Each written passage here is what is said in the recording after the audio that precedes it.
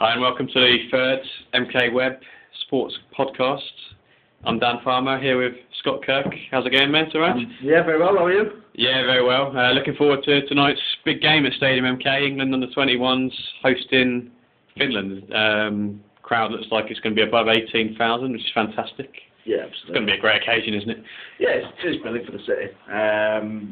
It's sort of. I think it's the reason why this stadium was sort of built here for occasions and events such as this, and it's just it's a real good sort of occasion for everybody in Milton Keynes, I think, really. It should be a really interesting game, and this is about as high a level of a really high level of football that you can offer, certainly from a national perspective, because England will probably never leave Wembley again unless it's getting rebuilt again in another 100 years. Yeah. So in terms of national football, this is about as high a level as you can hope for, really, which is absolutely amazing. And a big game for England under 21s as well.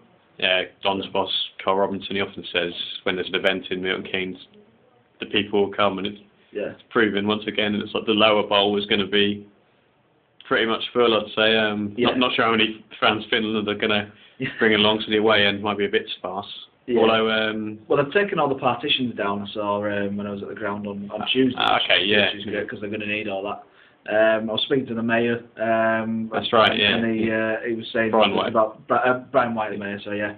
He said there's going to be 40 Finnish families who live in Milton Keynes who are going to be at the game as well, which is great. And his wife is Finnish as well. Yeah. Which I just think's amazing. It's just sort of fate sometimes, I think, isn't it, when you get games like that. And his wife's from the Arctic Circle, is it? Yeah, it's I don't know how to pronounce it, so if I'm getting it wrong, I do apologise. But it's Oulu, so Oulu. I'm going to guess that's pronounced. Yeah, that's what I think. We apologise to any Finnish listeners.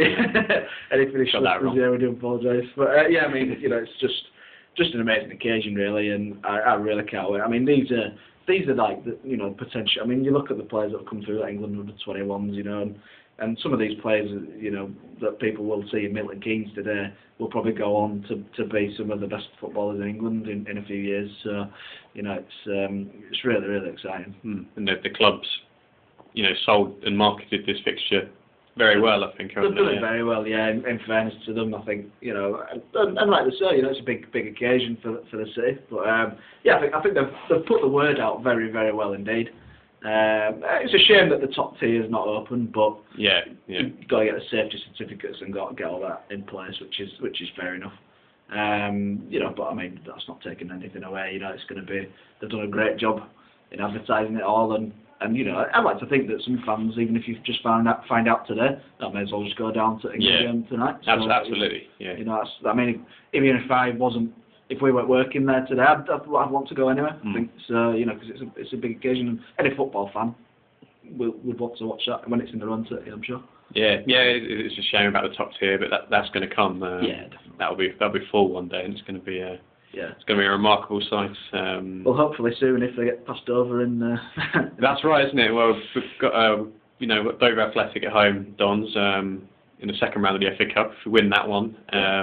Which they should do. We're in the hat with all the big boys, aren't they? And it almost seems like fate. Like the top tier is finished. Yeah. We've been given the easiest possible passage through to round 3.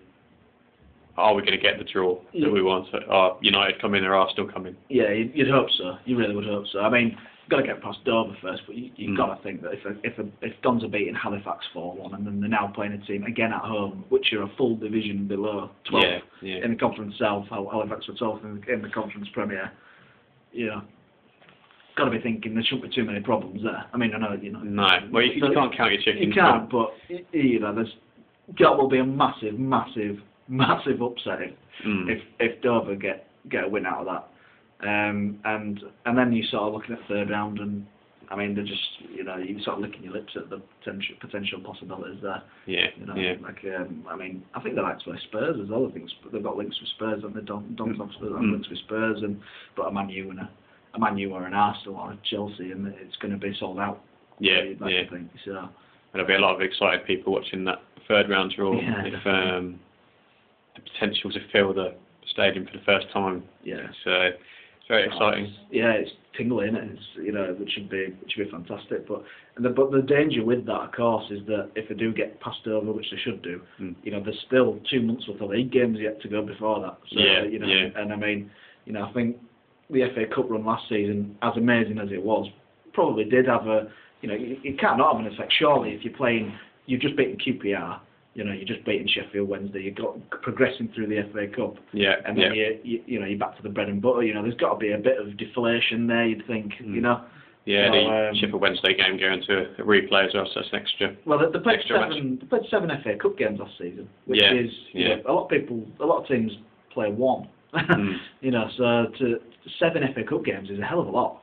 On top of all the league programme anyway. Yeah, and I guess if you ask Dons fans, 99% of them would say lose to Dover if it secures a playoff place.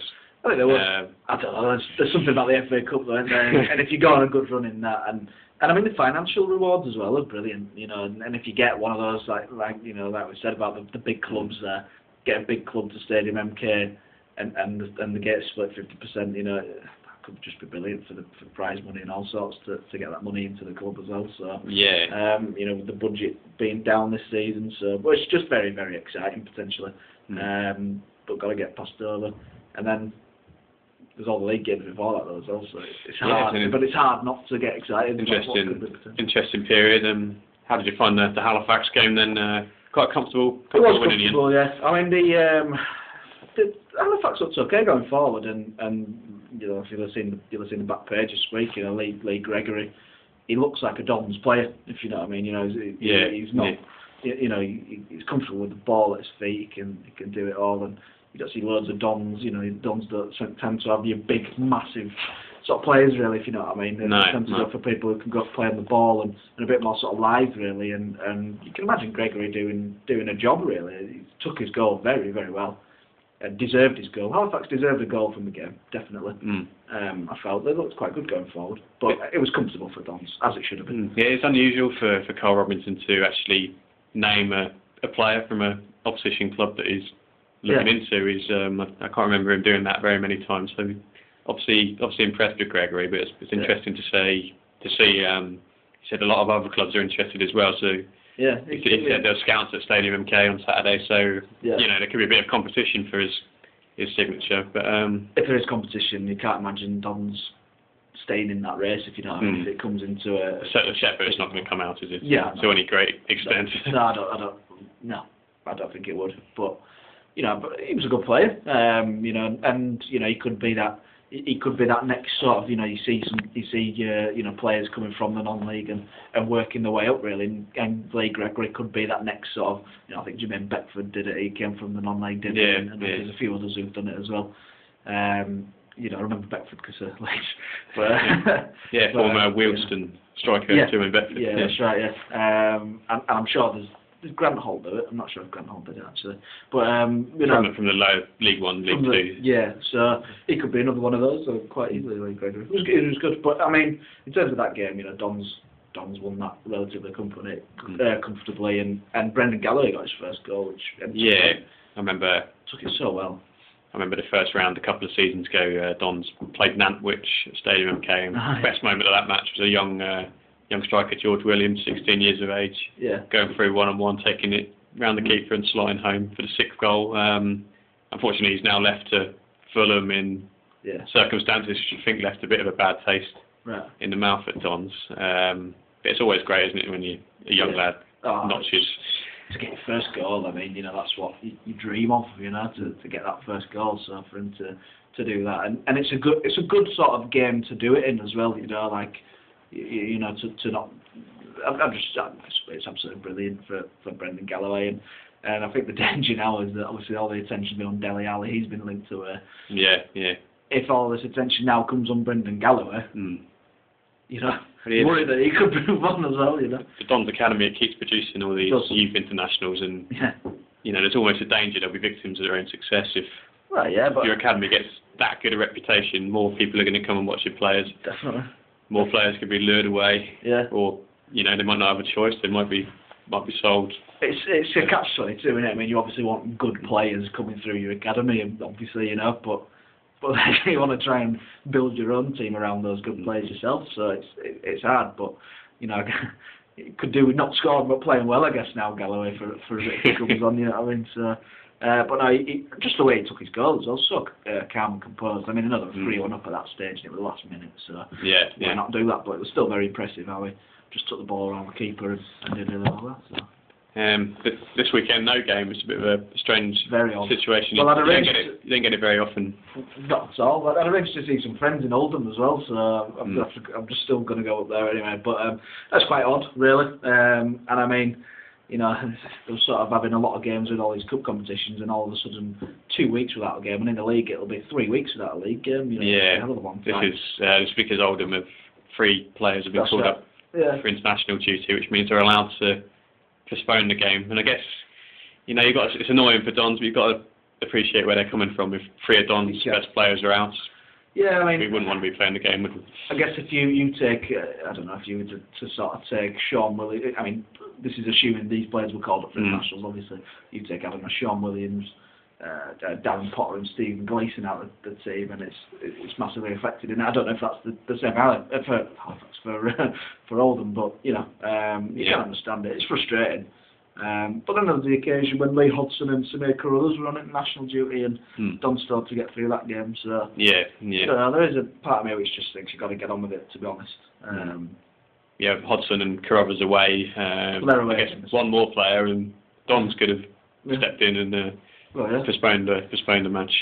But I mean, it just means now that it's going to be a sort of wet Tuesday, freezing Tuesday in sort of January, February, probably when we've got to go up there, and that doesn't really seem fair either. So I think it's a bit of a strange rule, personally. That I think Premiership and Championship's fair enough, but I think once you get into League One, I think you should be playing these games personally. I feel for the photographers in particular going up to Oldham midweek. One of the sides of the ground still not built, nothing there. So the wind blowing in. If it's raining, it's going to be horrible. Crouched at the side of the pitch, taking pictures at Boundary Park. Cold up north. Absolutely, Cold up north. So, it's just one of those, isn't it? Get on with it. And then Carl did say that maybe some of the Dons players have been injured. It does give you a bit of extra time.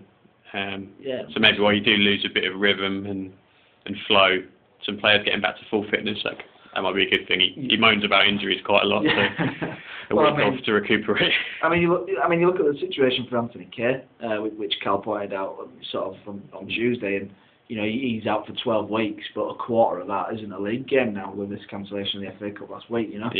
So from his perspective and the longer term perspective, injuries, it's good. And I mean, Dave Martin, whether he's been rushed back or not, I don't know. I think he wanted to play, so I think it's just one of those. But it does give him an extra week just to get. I think Dele Alli's supposed to be fit again. Reeves will be fit again. Chadwick will be fit again. So it brings a lot of players sort of back into the fold for when for when they can play again against Bradford a week on Saturday. Yeah, and that's going to be a tough reintroduction to league action, isn't it? Really. I know they will be having behind closed doors friendly against the Premier League side, so. Whether that will be the same as a competitive fixture, it's probably hard to do, recreate that sort of atmosphere.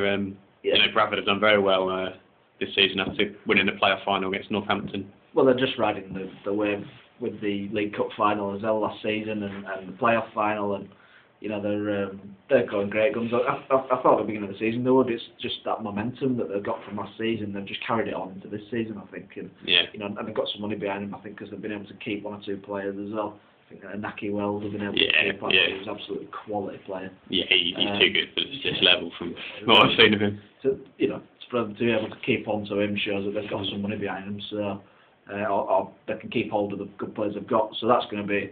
That's a massive game, is that? And I think they're above Dons. That's it. They're just a couple of places above. So you can claw them back with a win, So.